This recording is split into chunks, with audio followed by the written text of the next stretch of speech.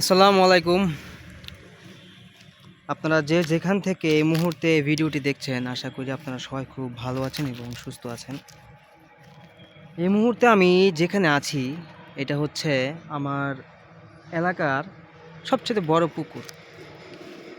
এটার পরে আর কোনো পুকুর নাই আমার এলাকায়। এর সবচাইতে বড় পুকুর এটাই। আর আমি কখনো ভাবি নাই বা আমরা এলাকাবাসী কেউ কল্পনাও করি নাই যে আমাদের এই পুকুরটা এরকম অবস্থা হবে। আপনারা দেখতে পাচ্ছেন আমার পুকুরের চারপাশে দেখেন। এটা হচ্ছে আমাদের এলাকার মসজিদ। আর নামাজ পড়ে বের হলাম। আর এই জায়গায় দেখেন আমি পুকুরে নেমে আছি আমি যদি পিছনে আপনাদেরকে একটু দেখাই, আপনারা দেখতে পারবেন। দেখেন অবস্থাটা, এখান দিয়ে একেবারে পানি সব শুকিয়ে গেছে। আর আমি যে এখানে নামি, এই পুকুরে যদি আমি সামনে দিয়ে হেঁটেও যাই, আমার মনে হয় না আমার হাঁটু পর্যন্ত মনে হয় না পানি হবে। আমি পুরোটা হেঁটে মানে পার হতে পারবো। আর এই যে দেখতে পাচ্ছেন যে উঁচাটা, এখান থেকে আমরা এলাকার যত ছেলেপেলে ছিলাম, যত ভাই বেড়াতা ছিলাম এলাকার, সবাই এখান থেকে এই পুকুরে লাফ দিতাম। ওই আম গাছে উঠে, এই যে এখানে দেখাই, আম গাছে উঠতাম আমরা ছোটো থাকতে। আম গাছে উঠে এখানে লাফ দিতাম। আর একটা জিনিস যদি দেখাই, এগুলো হচ্ছে আমাদের শৈশব, ঠিক আছে? ওই দেখতে পাচ্ছেন এখানে একটা গাছ দেখা যাচ্ছে। এই যে এখানে একটা কড়ুই গাছ, এই কড়ি গাছের পাশেই একটা গজারি গাছ ছিল। এই গজারি গাছে আগায় উঠতাম, তারপর ওইখান থেকে আমরা লাফ দিতাম। যখন ছোটো ছিলাম, ক্লাস 5-6 এরকম সময় যখন পড়তাম তখন। আর এখন আলহামদুলিল্লাহ অনার্স মাস্টার্স কমপ্লিট, কিন্তু এই পুকুরের সামনে আসলে ওই ছোটোবেলার যে স্মৃতিগুলো সেগুলো মনে হয়ে যায়। আর সবচেয়ে বেশি কষ্ট লাগে যে এই পুকুরটা আসলে রক্ষণাবেক্ষণের কারণে আমাদের এলাকায় তো এটা সরকারি জায়গা, তো এটা পুকুরের কোনো মালিকানা নাই, তো তার জন্য এটা কেউ রক্ষণাবেক্ষণ করে না।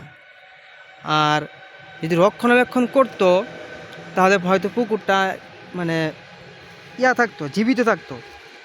মৃত আমি কেন বলতেছি একটু আপনারা দেখেন পুকুরের অবস্থা। আমি কিন্তু পুকুরে নেমে দাঁড়িয়ে ভিডিও করতেছি, আমার পিছনে আপনারা দেখতে পাচ্ছেন যে ঘাস জ্বালিয়ে গেছে। আমি যদি এখানে দেখি, দেখেন মাটি ফেটে গেছে, দেখছেন মাটি পুরো ফেটে গেছে। ফেটে এখান থেকে ঘাস বের হয়েছে, ঘাস হয়ে গেছে। দেখেন, এই দেখেন এখান থেকে ঘাস হয়ে গেছে, দেখছেন, দেখেন ঘাস হয়ে গেছে। তো ভাবলাম নামাজটা পড়ে বেরোলাম, ভাবলাম নিচে একটু নামি, এখন তো পানি নাই, নামি তো নামে এখন হাঁটতেছি। এটা ভাবলাম একটা ভিডিও মেক করা যাক, একটা ভিডিও তৈরি করা যাক। আসলে কথায় আছে না যে যত্নে রতন মিলে, ঠিক এরকমই যদি আমরা এলাকাবাসী আমরা সবাই যদি পুকুরটার একটু যত্ন করতাম, একটু রক্ষণাবেক্ষণ করতাম, বা এই মাটিগুলো একটু উঠাইতাম, উঠাইয়া আমাদের যে পাড়গুলো ভেঙে গেছে, এই যে দেখেন এই পাড়গুলো ভেঙে গেছে, এই পাড়গুলো যদি আমরা একটু বাধাই করতাম, এইখান থেকে মাটি উঠাই, হয়তো বা পুকুরটা রক্ষা পেত। কিন্তু এখন এই যে আপনি এখন দেখতে পাবেন, এখানে বললাম হাঁটু পর্যন্ত আমার যাবে না পানি, আমি এখান থেকে হেঁটে পার হইতে পারবো, একদম শুকায় গেছে পুরা। আর বর্ষার সিজনে এই পুকুর একদম থই থই পানি ভরা থাকতো, ঠিক আছে? আর আমরা যারা আছি এলাকাবাসী বা এলাকার ছেলেপেলে যারা আছি, যখন ছোট ছিলাম তখন এখানে মাছ ধরতাম, আমরা আমরা এখানে গোসল করতাম। এই যে নারকেল গাছ দেখতে পাচ্ছেন, এই যে নারকেল গাছ, এগুলোতে এখন সরি নারকেল না, খেজুর গাছ, সরি খেজুর গাছ।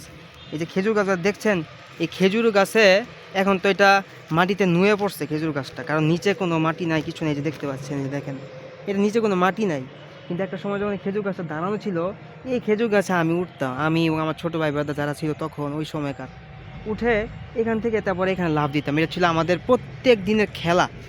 আমরা প্রতিদিন খেলতাম। সকাল 11টার সময় আসা আমরা এখানে নামতাম, ঠিক 12টা, 12:30, 1টা, 2টা পর্যন্ত আমরা এই পুকুরের মধ্যে থাকতাম। আমরা ফুটবল খেলতাম পুকুরে হাত দিয়ে, ঠিক আছে? হাত দিয়ে একটা বল নিয়ে আমরা হাত দিয়ে খেলতাম। তারপরে কে কারে আগে ধরতে পারে ডুব দিয়ে, ঠিক আছে, শরীর টাচ খেলতাম, কে কারে ডুব দিয়ে আগে ধরতে পারে, কে ডুব দিয়ে কত দূর যেতে পারে। তো এই জিনিসগুলো আমার এখন মনে হয়ে যাচ্ছে। তো তার জন্যই আজকে মানে এটা নিচে আমি নেমে গেছি, আমি নেমে এখন ভিডিও করতেছি, এখন বাসায় চলে যাব। আর একটা জিনিস এটা সত্যি যে যতনে রতন মিলে। তো আপনারা যারা ভিডিওটা দেখছেন সবাই ভিডিওটা দেখবেন, আর আমার ইউটিউব চ্যানেলটা আপনারা সবাই সাবস্ক্রাইব করে দিবেন। আর আমার যে ফেসবুক পেজ থেকে আপনারা এখন এই মুহূর্তে ভিডিওটা দেখছেন, বা আমার ফেসবুক প্রোফাইল থেকে দেখছেন, ভেরিফাইড প্রোফাইল থেকে, আপনাদের সবাদের উদ্দেশ্যে বলবো আমার সাথে সবাই যুক্ত থাকবেন। এরকম ট্রাভেল ব্লগিং, তাছাড়া এরকম যেই নস্টালজিয়া যে ভিডিওগুলো আছে, যেগুলো দেখলে একদম পুরনো স্মৃতিতে ফিরে যাই আমরা। এরকম কিছু কিছু ভিডিও আপনারা যারা দেখছেন, এরকম ভিডিও আমি মেক করি, এরকম ভিডিও আমি মেক করে থাকি। তার সবাই ভিডিও দেখবেন। আর এখন একজনকে এখানে জানি না, একজন চাচা এখানে মাছ ধরার জন্য একটা মাচা বানাইছে, যারা মাছ ধরে এখানে। সেটা মনে হয় অনেক আগে বানাইছিল, কিন্তু এখন তো পানি নাই, পানি একদম কম। এই আর কি, ছোটোবেলার স্মৃতিটা একটু স্মৃতিচারণ করলাম। তো সবাই ভালো থাকেন, সুস্থ থাকেন। আল্লাহ হাফেজ। আর অঞ্জন হাসান ইউটিউব চ্যানেলের সাথেই থাকেন। আর তার সাথে সাথে অঞ্জন হাসান ফেসবুক প্রোফাইল এবং পেজের সাথেই থাকবেন। আল্লাহ হাফেজ। আসসালামু আলাইকুম।